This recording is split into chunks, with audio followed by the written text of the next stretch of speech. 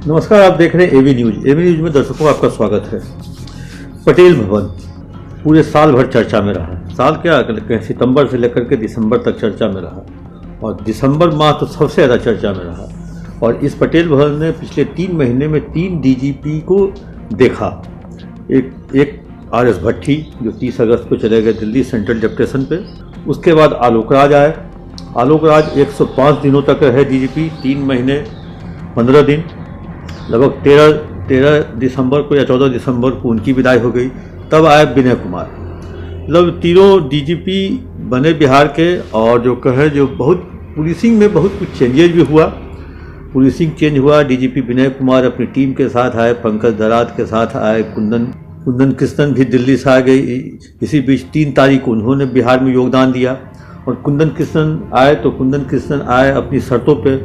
भाई उनके काम में कोई दखलंदाजी नहीं, उनके काम में कहीं से भी कोई रोक टोक नहीं होगी। जब आप मुझे बुला रहे हैं 2005 वाले दौर में बिहार को वापस ले जाने के लिए, सुशासन के दौर में, तो सुशासन ऐसे ही नहीं आता है। सुशासन के लिए कुछ नियम कानून बनाने पड़ते हैं और कुछ निर्णय लेने पड़ते हैं। और कुंदन कृष्णन और विनय कुमार की टीम ने कमान संभाल ली। कमान संभालते ही आनंद फानन में दोनों अधिकारियों ने लगातार प्रेस कॉन्फ्रेंस कर पुलिस की उपलब्धियां या पुलिस के आगे जो भविष्य के जो काम हैं, कैसे वो काम करने हैं, उसको लेकर के मीडिया से बात की। और मतलब कुंदन कृष्णन और विनय कुमार की, खासकर विनय कुमार के डीजीपी बनने के बाद रोज पुलिस की खबर सुर्खियों में रहती है। कभी डीजीपी की रात्रि भ्रमण, तो कभी रात्रि भ्रमण के बाद दिए गए आदेश, और उस आदेश के आलोक में अचानक सभी एसपी सर्द रातों में सड़क पर आ जाते हैं। और इतना ही नहीं, और सभी कहें जो अपने जो वीडियोज़ हैं, फ़ोटो हैं, रात्रि में गश्ती करने के दौरान वो एक्स अकाउंट पे, बिहार पुलिस के एक्स अकाउंट पे अपलोड भी करते हैं और कुछ मीडिया में भी आती है। तो इस तरह से कहें जो एक तरह से पुलिस को एक तरह से दौड़ा दिया है। और विनय कुमार खुद दौड़ रहे हैं। विनय कुमार खुद मतलब सैटरडे हो या संडे हो लगातार काम कर रहे हैं। रात 8 बजे 9 बजे तक पटेल भवन में वो बैठ के काम करते हैं, लगातार मीटिंग करते हैं, दिशा निर्देश दे रहे हैं। और किसी तरह की कोताही बरतने पर वो किसी को बख्शने भी नहीं जा रहे हैं। और एक तरह से कहे जो कन्विक्शन उनका सबसे ज़्यादा प्रायोरिटी है, क्योंकि कन्विक्शन से ही अपराध कंट्रोल होता है। और कन्विक्शन को लेकर के वो बहुत ज़्यादा मतलब दृढ़ संकल्प है। और उन्होंने कहा जो एक तरह से कन्विक्शन और केस जो पेंडिंग है, उस केस पेंडेंसी को कंट्रोल करना, उसको घटाना, इन 2 चीज़ों को लेकर के बहुत ज़्यादा सीरियस है। इतना ही नहीं, जो फरारी है, जिनके कुर्की और वारंट का तामिला नहीं हुआ, उसको लेकर के भी जिले के एसपी सीरियस हों, इसको लेकर के उन्होंने दिशा निर्देश भी दिया है। और एक तरह से कहें जो इसके बाद कई सारे एसपी बुलडोजर और जेसीबी लेकर के कुर्की या फरार अपराधियों के घर पे पहुंच गए। कई जगह पे तो बिना जेसीबी के उपयोग के ही फरार अपराधी अपने आप को न्यायालय में सरेंडर करवा दिया, पुलिस के समक्ष अपने आप को ला दिया। एक तरह से कहे जो पूरा पटेल भवन इन दिनों मतलब ये पिछले 3-4 महीनों में काफ़ी सुर्खियों में रहा। इतना ही नहीं, पटेल भवन इसी कारण से सुर्खियों में नहीं रहा क्योंकि आर.एस. भट्टी डीजीपी थे। अचानक उन्होंने बिहार छोड़ने का मन बना लिया।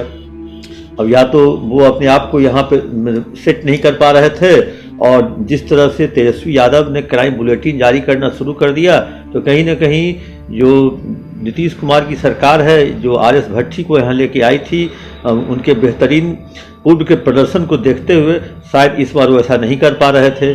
तो बीजेपी का भी दबाव था कहीं ना कहीं, या सहयोगी दलों का दबाव था जो इस डीजीपी से छुटकारा पाया जाए। इसी कारण से वो प्रयासरत भी थे और इत्तेफाक से 30/8/2024 30 अगस्त को चले भी गए। उसके बाद राजगीर एकेडमी के चीफ थे भृगु श्रीनिवासन, वो भी चले गए दिल्ली। वो भी सेंट्रल डेप्यूटेशन पे चले गए। फिर ईओयू के एडीजी थे, उन्होंने भी ईओयू में काफ़ी काम किया। और साइबर के भी थे NH खान, नैयर हसनैन खान, वो भी चले गए सेंट्रल डेप्यूटेशन पे। विकास बर्मन छपरा के डीआईजी थे, वो भी चले गए सेंट्रल डेप्यूटेशन पे। किम एसटीएफ की डीआईजी थी, बाद में एसटीएफ से उनको हटा दिया गया था और वो भी सेंट्रल डिप्यूटेशन में चले गए। कांतेश मिश्रा जो मोतिहारी के एसपी थे वो भी चले गए सेंट्रल डिप्यूटेशन पे। मतलब एक साथ अगस्त महीना की 30 तारीख को 6 पुलिस पदाधिकारी डीआईजी से लेकर के डीजीपी तक, डीजी तक, ये ऐसे पदाधिकारी अचानक बिहार से बाहर चले गए। आखिर इसकी भी चर्चा होने लगी, जो आखिर इन लोगों ने अचानक जाने का क्यों निर्णय लिया, क्या पहले से। इसके बाद 2 आईपीएस शिवदीप लांडे और काम्या मिश्रा ने इस्तीफा भी दे दिया। इसको लेकर के भी काफ़ी चर्चाएं रही, जो आखिर क्या बात है। तो 6 चले गए सेंट्रल डिप्यूटेशन, 2 इस्तीफा दे दिया। इस बीच में बिहार को मिले कुंदन कृष्णन और पंकज दराद, और कुंदन कृष्णन भी 3 महीने के मान मनोबल के बाद वो दिसंबर में आए, क्योंकि आलोक राज जिस समय पदभार ग्रहण कर रहे थे उसी समय से कुंदन कृष्णन से बिहार सरकार के एक वरीय पदाधिकारी लगातार उनके संपर्क में थे, और वही पदाधिकारी के मनाने पर या कहें उनसे बातचीत पर या आश्वासन मिलने के बाद कुंदन कृष्णन आए तो डीजीपी चेंज हो गए, आलोक राज के जगह पे विनय कुमार आ गए। तो कहीं पूरी तरह से पटेल भवन इन दिनों सुर्खियों में था, और पटेल भवन का हर ब्लॉक, हर फ्लोर बस यही चर्चा कर रहा था जो डीजीपी आया है या उनकी टीम आई है वो किस तरह से काम करेंगी। क्योंकि इसमें एक तरह सबने अपना काम का बंटवारा भी कर लिया। डीजीपी आम पब्लिक से मिल रहे हैं, आम लोगों की बातें भी सुन रहे हैं, अधिकारियों की भी बात सुन रहे हैं। कुंदन कृष्णन एडीजी हेडक्वार्टर भी हैं, अब तो एसटीएफ का भी चार्ज मिल गया है, और वो पुलिस अधिकारियों से इंटरैक्ट हो रहे हैं। जो पटेल भवन में जो बैठे हुए विभिन्न विभाग के लोग हैं उनसे इंटरैक्ट हो रहे हैं, और जो जो प्रमोशन का भी काम वहाँ पे देखा जा रहा है, प्रमोशन का, ट्रांसफ़र का, बहुत तरह के काम जो कुंदन कृष्णन के जिम्मे है।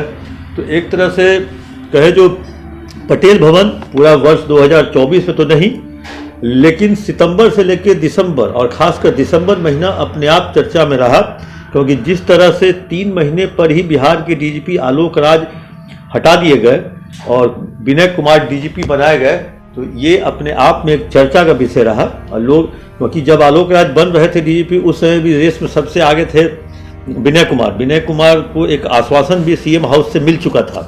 जो मेरी जानकारी, जो मेरे सोर्स बता रहे हैं, जो सीएम हाउस से विनय कुमार को आश्वासन भी मिल गया था, लेकिन कुछ ऐसी बातें हुई सीएम हाउस में ही।